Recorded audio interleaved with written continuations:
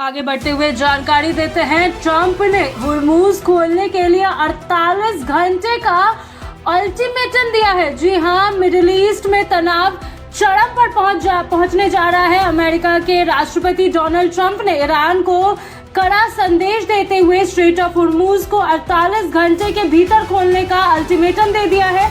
यह जलदमुद्रम दुनिया के सबसे महत्वपूर्ण तेल मार्गों में से एक है, जहां से वैश्विक तेल आपूर्ति का बड़ा हिस्सा गुजरता है। ट्रंप के इस बयान के बाद क्षेत्र में हलचल और बढ़ गई है।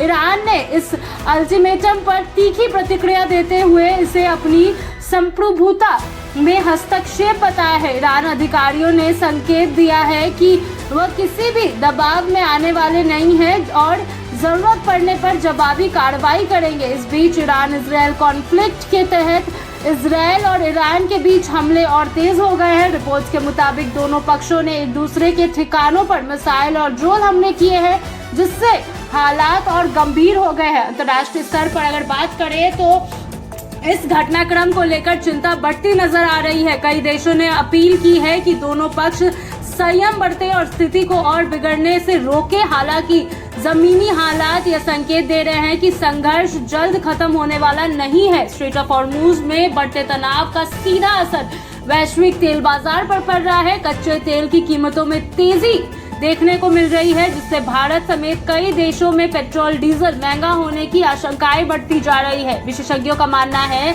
कि अगर यह जलमार्ग बंद होता है या इसमें बाधा आती है तो वैश्विक सप्लाई चेन पर भारी असर पड़ेगा। इससे न केवल ऊर्जा संकट गहराएगा बल्कि महंगाई भी तेजी से बढ़ सकती है। अमेरिका ने इस स्थिति को देखते हुए मिडिल ईस्ट में अपनी सैन्य मौजूदगी बढ़ा दी है।